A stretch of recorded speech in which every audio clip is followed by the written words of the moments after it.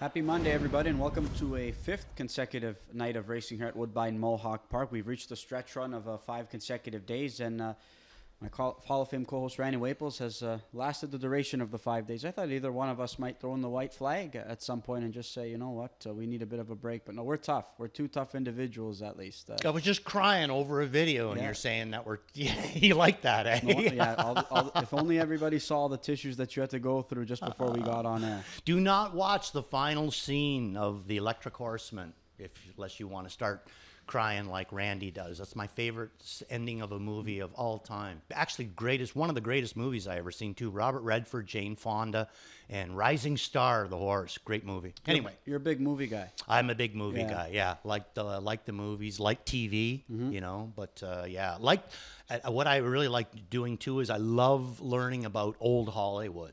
Okay. Like when it first started, you know, a lot of people think that, you know, the automatically Hollywood was the film capital of the world, but it actually wasn't. You know where the film capital of the world was? Fort Lee, New Jersey, really? right across the water from the Meadowlands. Okay, yeah, right there. You could have just got 100 years ago, you would have been walking onto a set there, really, while you were doing the Meadowlands that's recap. Awesome. Yeah, I've grown to like movies and shows a lot. I was strictly sports, and then what turned you on to movies? You know what, movies, it was actually the first, I remember one time I was on X or Twitter, and I saw everybody talking about an episode of Breaking Bad, and it was during Sunday Night Football, and even the guys who covered sports were tweeting about the episode of Breaking Bad.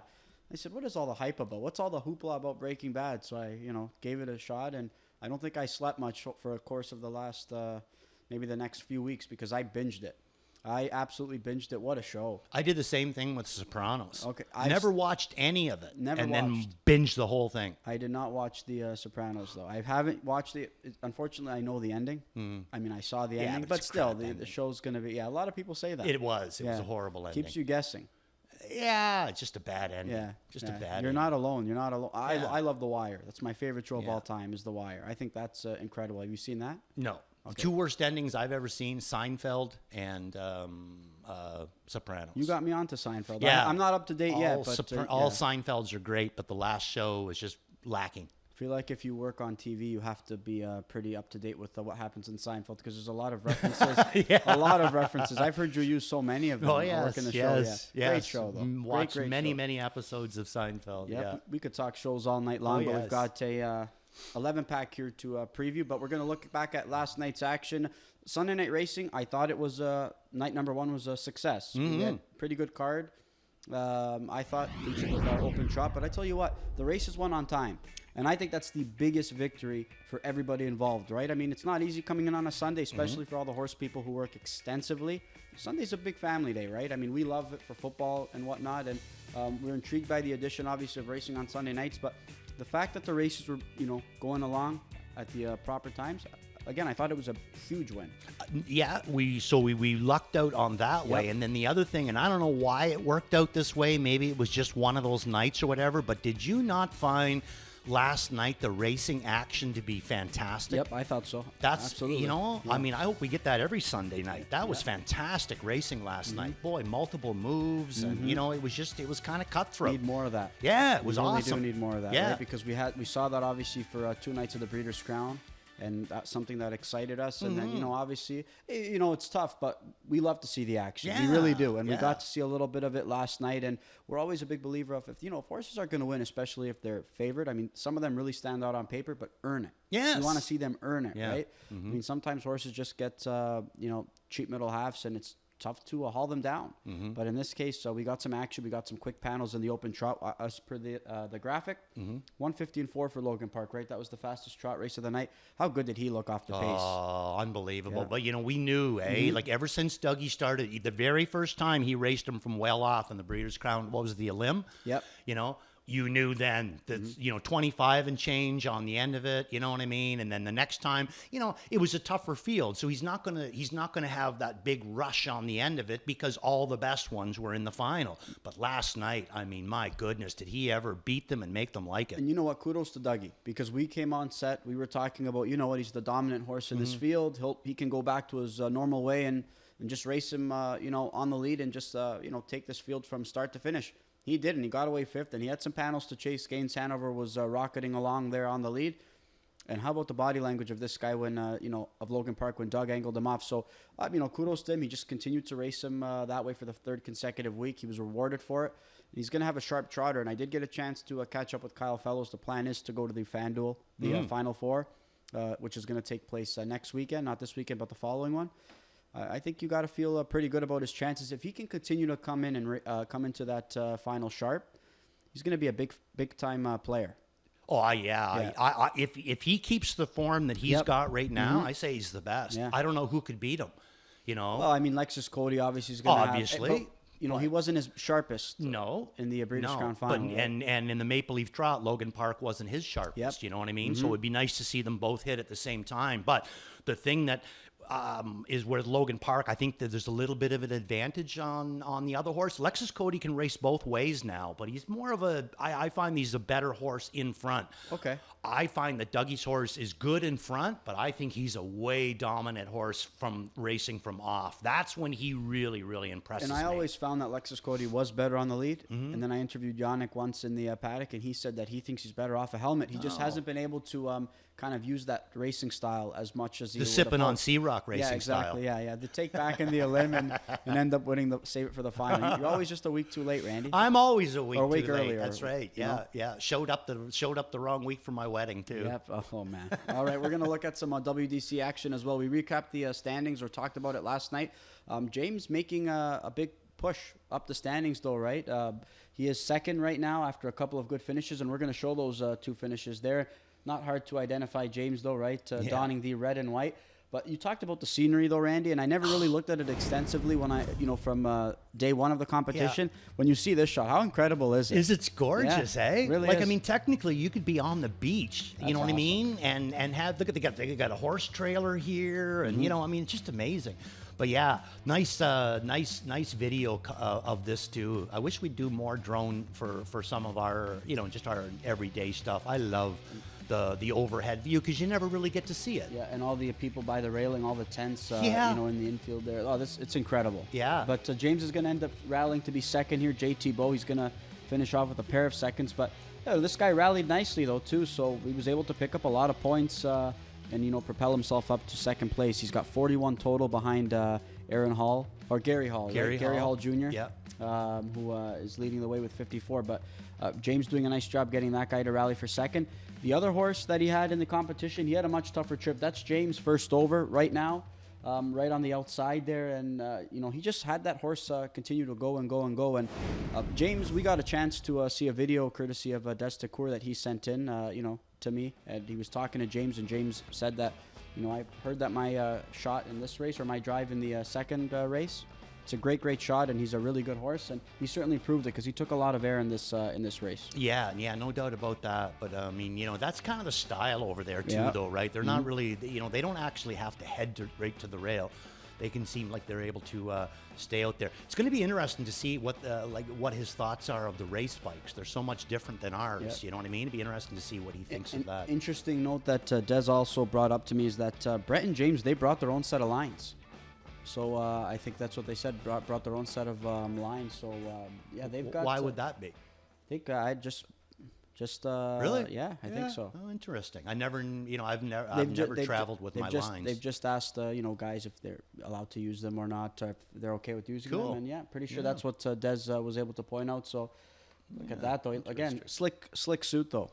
Again, I think they did a really nice job on the design, and again, I think there's maybe a few more legs of this competition here as well. So, but this is the last. I think it's the last at Kaikoura. Kaikoura, yeah. So they've got to do some traveling. I don't know where they're off to next, but still, you can follow along on Standardbred Canada, and there's a look at James's races and the finishes there.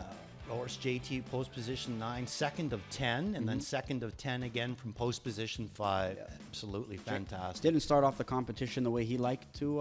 Obviously, a couple of breaks early wasn't a factor in one of those races. But again, it's just it's a long competition. So if you keep accumulating points, you're gonna do just fine. And you could see James, he was 6th or 7th the last time we saw him, and now he's 2nd, 13 points behind Gary Hall Jr. So Yeah, making a good account of himself, and we wouldn't expect anything different, though, because he's one of the best drivers, not only in North America, but one of the best drivers we have in the world as well. Oh, yeah, for sure. Yeah, absolutely. And then you bring into the fact that he's probably one of the nicest drivers that's ever existed in the sport, too. So, yeah, absolutely. All right, so there's our look back at some of that WDC updates. Again, you can follow along on Standard Canada. They always post some live updates, and there's some other places on social media that you can maybe catch some up-to-date results as well. Let's dig into this Monday night program, though, Randy. We've got 11 races to cover, and we're going to kick things off in race number 2. That's going to be the second half of that late double, but this is also going to be the Harvest Series final here for these 2-year-old trotting fillies. We've got a field of 5 here in this spot. Country Clover looked like the one to beat last time out, obviously given her victory in leg number 1, and that was a really good victory. She missed a few weeks coming in. She was sharp. There was one that you continuously backed on, TH Tricks Are for Kids. You liked her a lot last week. I know I wasn't working last week, but one that you loved, and she got the job done in convincing fashion. Off that effort, considering where she draws, it's tough for me to go against her tonight. You're going with her too? I don't blame you there. I think that she really, really showed it the qualifier. I mean, look at that qualifier. It was a fantastic line. And then her very first start, she's 12 out at the 3/4 pole and only gets beat 7. Again, her very first start, and she trots the last quarter in 27-3. So right off the bat, she starts to show that she's special. Trevor and Murray, they've taken their time with this one. She's kind of a big, solid filly. There's so much to like about her. So let's take a look at the replay on TH Tricks Are for Kids. And I mean, there was when he got her out of the 2-hole, it was her, and then it was everybody else. At no point is anybody going to threaten her at all. I thought Country Clover raced extremely well for Meg Crone. The first week, I thought she raced good the next week, but I do not put her with this one. I think this one, we're looking at a kind of a special filly here with this TH Tricks Are for Kids. So here she comes on the end of it, and I just like the way that it's almost like she's plodding. The rest of them, you can see their legs are moving a little bit quicker. The way she's moving, and look at the shoulder on her compared to the other ones too. I mean, this girl here is going to be a big, solid filly when it's all said and done. And I think that she's only going to get stronger and stronger. Number 1, because of the way that she's built. And number 2, the barn that she comes out of. She'll just get better and better every time she races. I like the way she trots, too. I really do like the movement and, in the way that her legs move as well. Country Clover, definitely one that is going to be likely her biggest competition. But still one that, doesn't look all that comfortable with the way that her strides are. I mean, I think you noticed something maybe that, did you say the elbows almost... Yeah, she's got a pretty good fold on her there, and every once even when she was coming down the lane, you'll see that she'll be kind of like leaking in, then all of a sudden she'll go the other way, like a horse that's maybe touching themselves. But really, really, big speed on Country Clover. And I mean, listen, if TH Tricks Are for Kids doesn't have her A game, if she ends up beating herself, I got Country Clover in for second, but I just think that TH Tricks, she stamped herself last week. Yeah, I think the inside draw, I don't know. It seems like Country Clover, it just might be a coincidence, but seems like she just gets away a lot better when she draws a little bit more outside. Inside, I don't know where she's going to get away. I think Trevor's going to have no issue getting off the car here with this Murray Breather training. I like the way My Ghost raced, though. I thought she was moving better on the end of it.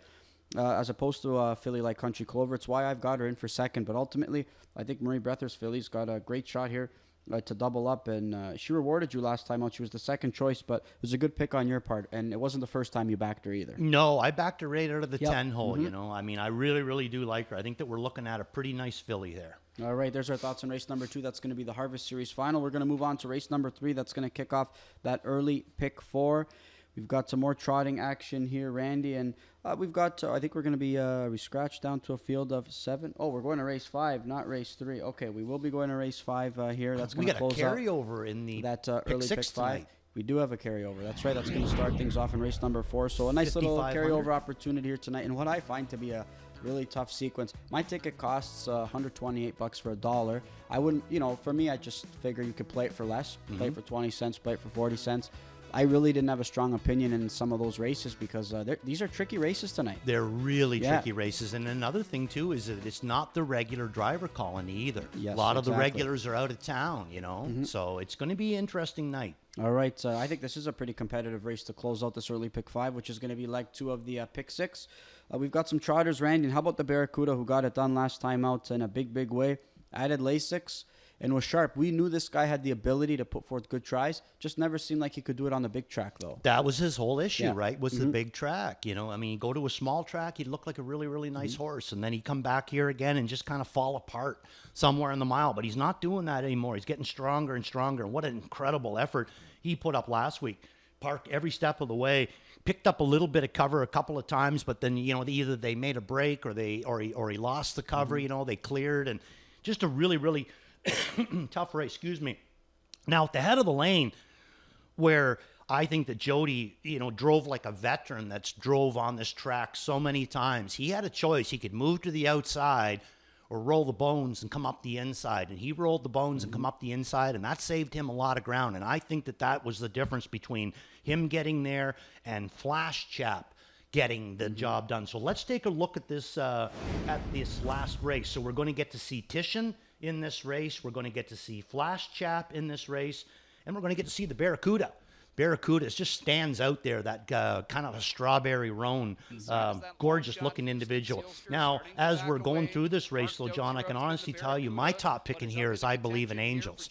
You know, going to miss a week, but I think that she's on really, really good form. But I got Titian in for second. And Titian, this was a first-over effort for Titian, you know, and she came into this race missing a lot of time. 21 days, 3 weeks before this race. Now, she does get a little bit tired on the end of it, but look at this move by Jody. Like I said, at the head of the lane, he could have went two ways. He elects to go to the inside, and here comes Flash Chap, but just isn't going to be able to get back up again. Flash Chap, you know, I'm going to throw that one in for third, Titian in for second. I Believe in Angels in on my top pick. And the Barracuda, I'm going to throw him in for fourth, picking up a strange driver, Tyler Borth, you know, and like Tyler's drove him a few times, but he didn't drive him in his last start, and draws the outside again. Yeah, that's why I didn't factor him in my top four. It was tough for me to leave him off, but there's going to be a lot of speed to his inside. I've never really seen this guy get engaged early and off the car. I don't know what kind of trip he's going to work out. You mentioned Titian. That's just not her trip. I mean, she missed a few weeks. She doesn't like to do too much work. She likes to chase horses. Doesn't like to do the heavy lifting, though, I'd say. But, I did use her in my top four. See, I don't even remember what I'm doing nowadays, Randy. See? Just don't even know what I'm doing nowadays. I guess I Tell left me your off top pick, though. That's an interesting my top pick, one, Ivy because you're Lynn, the though. only one using it. You know what? I thought that she got, she looked like she was going to make a rally up the inside last time out, and then a horse dropped to her inside, and there was absolutely no room for, J.R. Plant there in that effort. Couldn't really tell just how much trot she had, but I see the L, pop up beside her name now, and I said, why not? I'll give her a shot. J.R. Plant teaming up with J.F. Maguire for a victory last night. Your top selection in Devil's Arch. I think this filly can push out of there and work out a pretty good trip. Not the biggest of win candidates, though, right?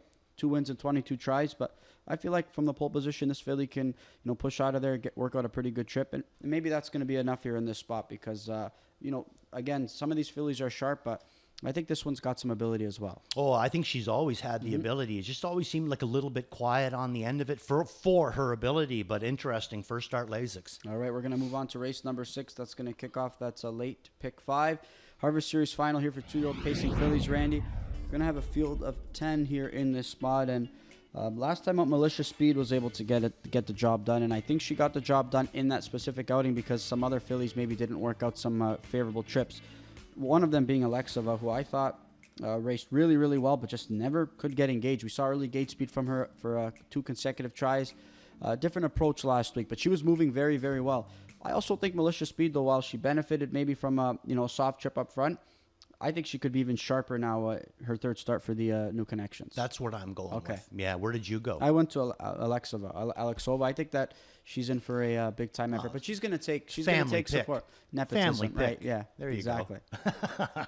Okay, we're going to show 2 replays in here, John. We're going to show Militia Speed, so we're going to get a chance to see Alexova and favoritism in this start as well. And then we're going to come back and we're going to show Annie's Diva because she won the other leg. So let's take a look at both of them. So this is Militia Speed. This is going to be second start Cullen. and she's had a good harvest. Had her first start for Team Collins, she finished second in there to Alexova, and then she come back last week with a nice win. Handy kind of a filly, this one, and I agree with you. I think that the longer she's in this barn, she's going to start to get stronger and stronger, and we see that with a lot of Cullen horses, but we really see it with mares. Fillies and mares, for whatever reason, they really get along well with. I thought she showed some, some intestinal fortitude here too. Dougie was starting to get up alongside her with the Paul Cameron trainee, but she held her tough. She showed a little bit of so much more in there. So I thought that was a real good effort in there.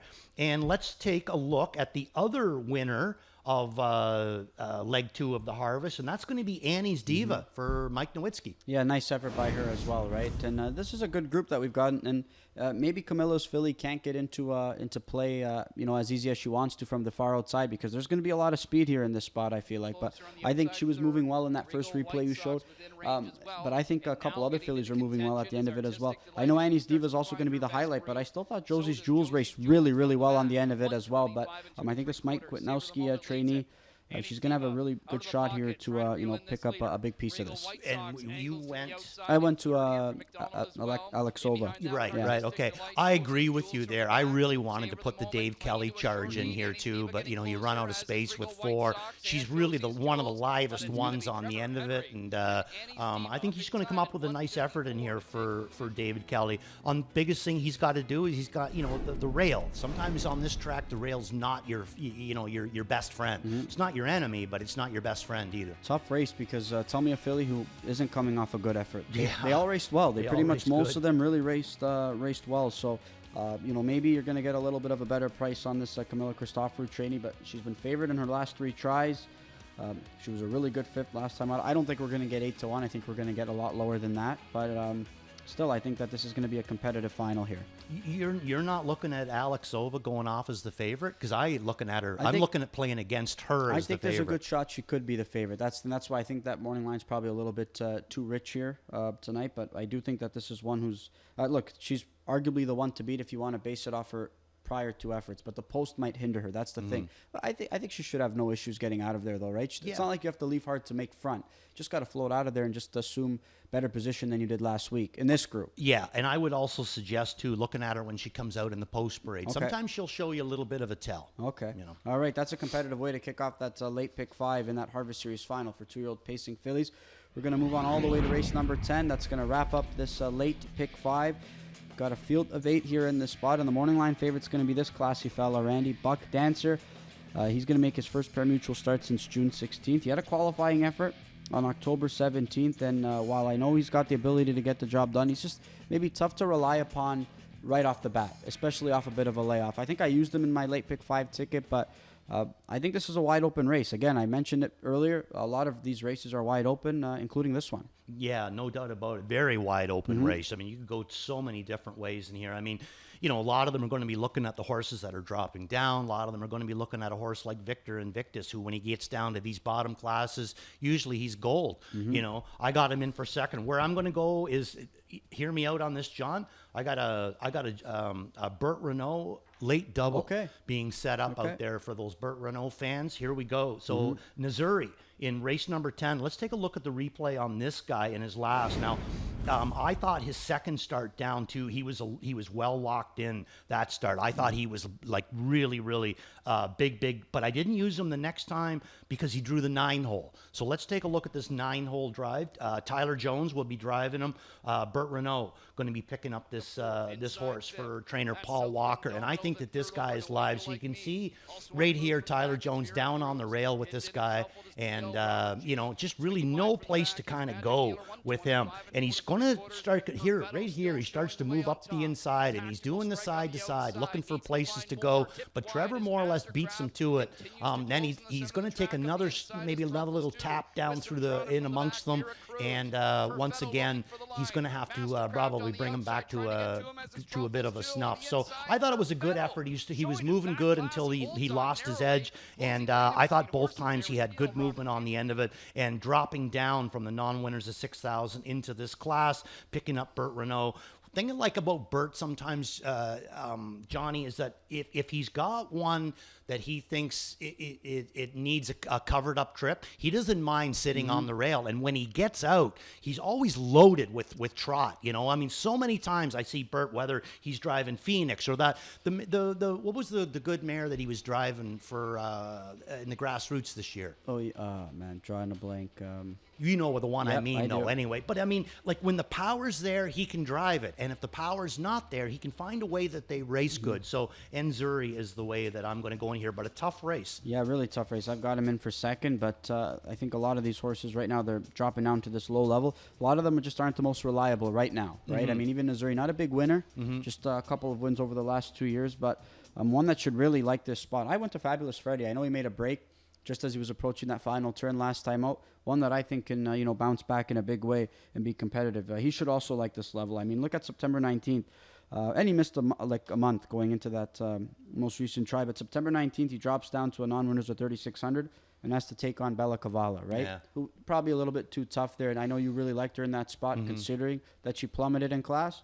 So I think this is a much better spot here for this 4-year-old gelded son of Alarm Detector. I'm hoping Chris can have or Camilla Christoforou rather. I'm hoping she can have a pretty big night at the office. Yeah, definitely. That would be nice. And then last race, we're going right back. That's it, the JBR double. And let's look at the charge that JBR is going to have here in the finale, a field of 10 here in this spot. I mean, this is a class horses that have started for a purse of 10,000 or less in the last 3. So here comes JBR's charge is going to be the 4-horse Radcliffe. One that I think, if I'm not mistaken, are you not making this guy an all-in tonight? Yes. You love this guy tonight. He's coming off a pretty good effort as well. Another one who just has one win over the last couple of years in 9 tries. But one that is coming off a pretty good effort. And is this an effort that you also want to highlight here in this spot? All right, let's have a look at this. I got him down as huge on end. Let's look at this Paul Walker trainee and his most recent outing, because the line looks really good, and I thought the effort was solid as well. Who do you think's going to go off as favorite in here? Southwind Domino? I think he is going. He's going to be my top pick, but I'd have to say he's going to be the favorite. Okay, so Bert Renault, way back there, you can see him. And this guy is going to have some good wheels on the end of it. And it's not the first time for this guy either. You can look down his very first start here. He finished second for Bert, but broke through really, really late and come flying. And just as a reference point, the horse that was, up front here, this is Willie's home run. And you can see Bert, still kind of at the back of the pack, but on the outside. And he's going to start to make some ground up here. Right now, this big fella is going to start to trot forward. And this is 2 weeks in a row that he's had good movement on the end of it. And has to come right through here. And look at this guy go. Whoa! And then has to make a dodge around Louis at the last second with Willie's home run. So Radcliffe, I thought, was very, very alive on the end of it. Out-trotted Spartan General, who's a classy fella, right? I mean, and we know he's got some good pop. Wasn't his sharpest last night, though. Was a Spartan General. We know he's capable of a lot more, but Radcliffe, certainly a good effort there. Southland Domino, though, he is going to have the tactical advantage here in this spot. He's got a middle-of-the-gate draw. He went off as the 2-1 favorite last time out. You and I were pretty perplexed about that, though, Randy. We thought some other horses deserved favorite status over him.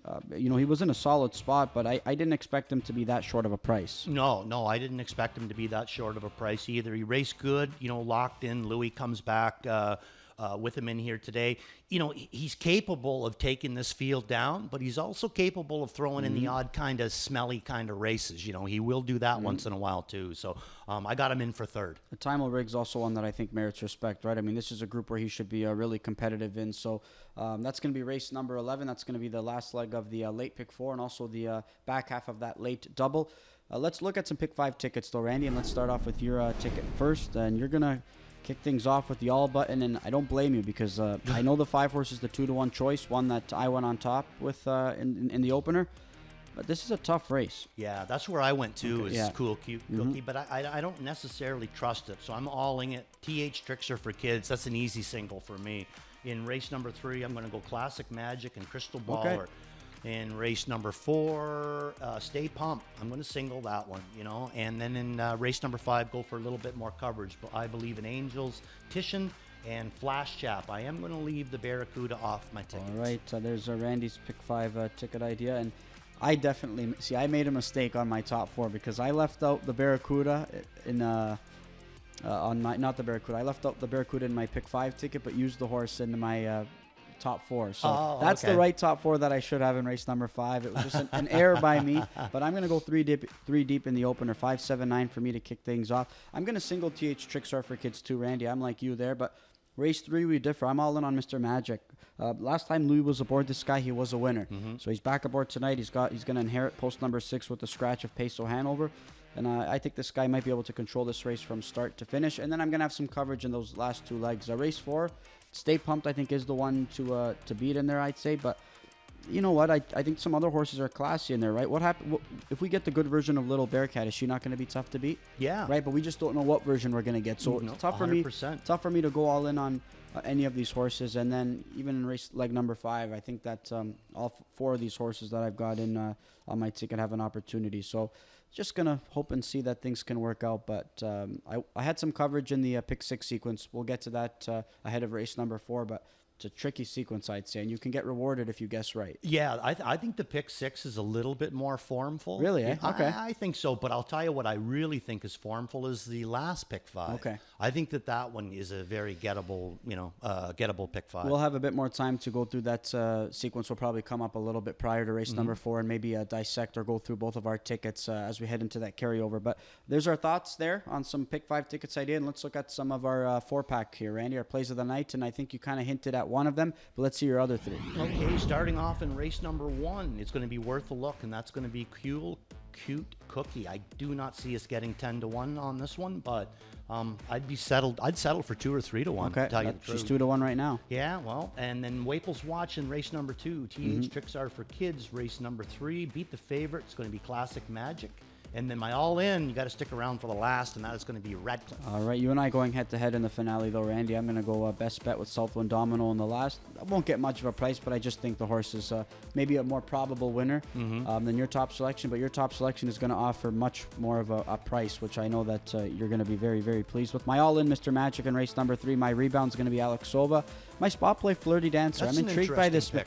Yeah. That's a wide open race, I feel like, as well. And I think she drew good. She drew well. I know that Wild Turkey Hanover's got a big shot in there. I know Phil opting to go off Flanagan Sunshine to stick with the Wild Turkey Hanover. She's a 4-year-old, though, and against 3-year-olds. That's a good play. Just sneaks in that class as well. You know how much I like that. So, but one that I think can put forth a pretty good effort. She was taking on tougher, though, over her last several tries. So I think she's in a spot where she should be able to be competitive. So let's see if she is. And as you mentioned, she's got a good draw to work with. Let's look at some other resident handicappers and their selections.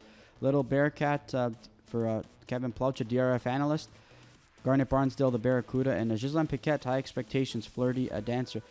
We won't be seeing much of Kevin the next maybe a couple of weeks. I'm going to have to take over those DRF responsibilities again for the time being. So, yeah, I'm going to have to do my handicapping 3 days in advance. Oh. Just like old times. Like the old times, eh? Just like the old times. A little bit more work, but can't complain, I guess. Can't complain. All right, let's, we touched on last night, though. We just want to remind everybody again, there will be no racing on Thursdays for the time being. No racing on Thursdays.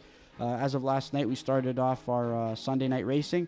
And again, I thought night 1 was a pretty big success, and hopefully we can continue to generate some strong cards, because I thought that was a good one. And yes, on the bottom of the screen there, we do have a claim in the opener there on race number 1. So we do have a claim in the opener. And who was that going to be, Randy, in race number 1? Who was the claim on the opening race there? Fancy lettering. Fancy lettering. Interesting. So she will be getting claimed tonight. But yeah, Sunday racing, it was good. Yeah. You know what? Finished up on time. It was just quick. There's some action, and looking forward to next week as well. We have to obviously come in for 4 consecutive nights, but we do get 3 nights off in a row. So I think that's a positive as well. I think it's nice to just be able to, while we're going to work those 4 days, we also have 3 days to recharge. Yeah, and my big thing is, as long as the Sunday racing is more or less the way that it was last night, boy, it was enjoyable. Yeah, it really was. Really was. We were getting out of here quarter after 10, 10 after 10. Exactly. And it was good racing. Mm-hmm. Kudos to the drivers. They put on a good show last night. They absolutely did. And kudos to the race office putting together a pretty good Sunday night card. Hopefully we can get another solid showing this coming Sunday as well. Okay, 7 minutes to go before we kick off this Monday night program. We're going to be here all night long for the 11 pack. We also got a carryover in race number 4 in that pick 6. A great wagering opportunity on this Monday night. Good luck.